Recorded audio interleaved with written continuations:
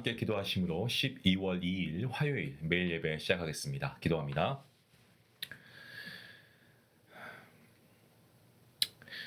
자비로우신 하나님 감사합니다. 2025년의 마지막 달을 보내는 이때 오늘도 우리가 예배 자리로 불러주신 주님을 찬양하고 경배합니다. 올 한 해 이 1년 동안 정말 우리가 동행하신 하나님의 은혜를 우리가 다 기억할 수는 없지만 걸어온 모든 길 위에 하나님의 은혜의 손길이 있었음을 우리가 믿음으로 고백합니다. 돌아보면 우리의 입술은 감사보다 불평에 더 익숙했던 것 같습니다. 하나님께서 주신 은혜보다 부족한 것들에 더 마음을 빼앗겼던 때가 많았음을 고백합니다. 주님, 그럼에도 불구하고 여전히 우리를 버리지 않으시고 자녀라 불러주신 하나님의 사랑과 은혜에 감사합니다. 우리의 어제와 오늘과 내일을 하나님께서 통치하여 주시고 정말 우리가 다시금 하나님 없이 살 수 없습니다 라는 믿음의 고백을 우리가 할 수 있기를 간절히 소원합니다. 이 시간 말씀 앞에 섭니다. 우리의 인생을 향한 하나님의 선하신 계획을 우리가 말씀을 통하여서 다시금 볼 수 있게 허락하시고, 이해되지 않는 일들 가운데서도, 그러한 상황 가운데서도 하나님은 선하십니다 라는 믿음의 고백이 우리 안에 넘치게 허락하여 주시옵소서. 상처와 실패와 눈물의 자리를 통해서도 주님께서 일하고 계심을 믿게 하시고, 감사와 정말 기쁨의 제사를 하나님께 날마다 올릴 수 있도록 하나님 우리 가운데, 우리의 삶 가운데 함께하여 주시옵소서. 성령 하나님, 정말 연말의 분주함 가운데서도 우리의 영혼이 정말 지치지 않게 붙들어 주시옵소서. 무엇보다 정말 이 예배를 사모할 수 있는 마음을, 이 열정을, 이 믿음을 다시금 주님께서 회복해 허락하여 주시옵소서. 이 시간 드리는 우리의 모든 예배를 통하여서 아버지, 정말 이 예배가 살아계신 하나님께 올려드리는 거룩한 향기로운 예문이 되게 허락하여 주시옵소서. 우리의 오늘 남은 날도 주님 손에 의탁하며 이 모든 말씀 예수님의 이름으로 감사하며 기도하옵나이다. 아멘. 찬송가 135장 함께 하시겠습니다.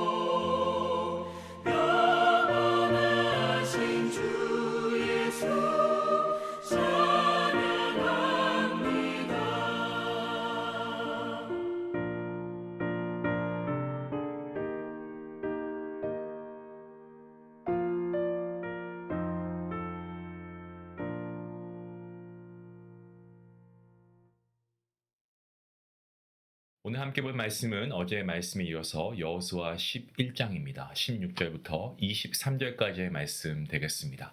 우리 함께 말씀을 한 목소리로 읽도록 하겠습니다.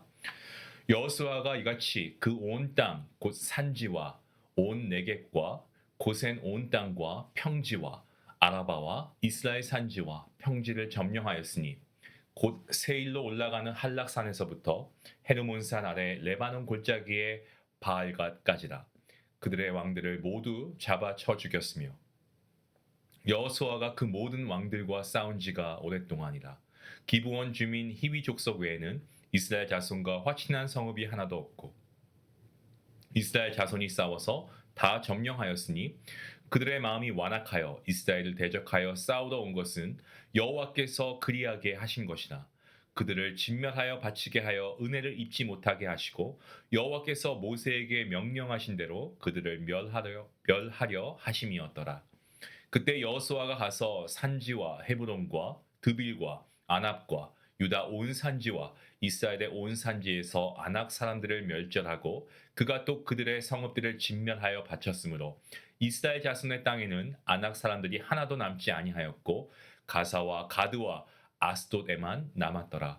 이와 같이 여호수아가 여호와께서 모세에게 말씀하신 대로 그 온 땅을 점령하여 이스라엘 지파의 구분에 따라 기업으로 주매 그 땅의 전쟁이 그쳤더라. 아멘. 여호수아 오늘 본문 말씀 11장의 이 후반부입니다. 여기서는 가나안 정복이 사실상 완수되었다라고 하는 그런 선포의 말씀이 오늘 본문에 담겨 있습니다. 16절 말씀은 이스라엘이 중부, 남부, 북부 전역에 이 전역을 다 점령해서 가나안의 새로운 주인이 되었다라는 것을 요약하고 있는 말씀인데요. 이것은 단순한 전쟁의 어떤 승리가 아니고 어떤 성공이 아니고 아브라함에게 약속하신 땅을 그 후손에게 주시겠다라고 하는 하나님의 언약이 이 역사 가운데 실제로 이루어진 사건입니다. 하나님께서 이 언약을 성취하시기 위해서 친히 전쟁에 개입하시고 가나안 족속에게서 그 땅을 빼앗아 하나님의 백성 이스라엘 백성에게 넘겨주십니다. 본문 17절 말씀을 보시면 곧 세일로 올라가는 한락산에서부터 헤르몬산 아래 레바논 골짜기의 바알갓까지다 라고 되어 있습니다. 레바논 골짜기의 바알갓까지. 이 표현은 정복한 땅의 어떤 북방 경계를 가리키고 있는 그러한 말씀의 내용입니다. 이곳이 신약시대의 가이사랴 빌립보로 불리던 지역입니다. 18절 말씀해 보시면 여호수아가 그 모든 왕들과 오랫동안 싸웠다라고 그렇게 이야기하고 있습니다. 이 갈렙의 나이를 한번 우리가 계산해 보면 가나안 정복 전쟁은 약 5년에서 7년 정도 지속된 것으로 보여집니다.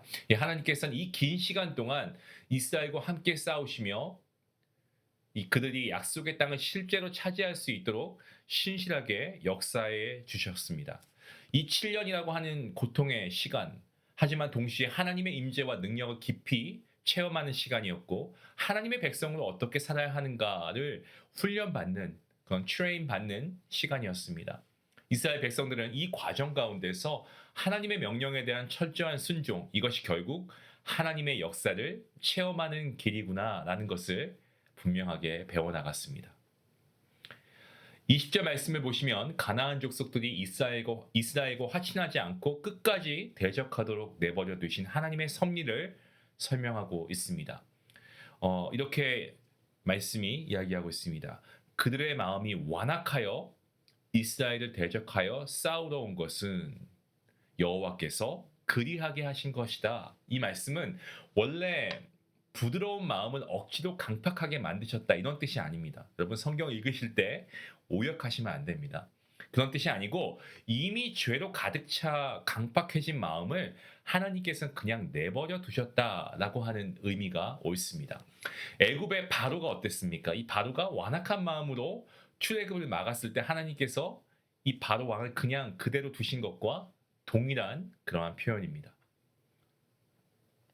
창세기 15장 16절 말씀에서 하나님께서는 아모리 족속의 죄악이 관영할 때에 이스라엘이 돌아와서 그 땅을 차지하게 될 것이다라고 말씀하십니다. 약속하십니다.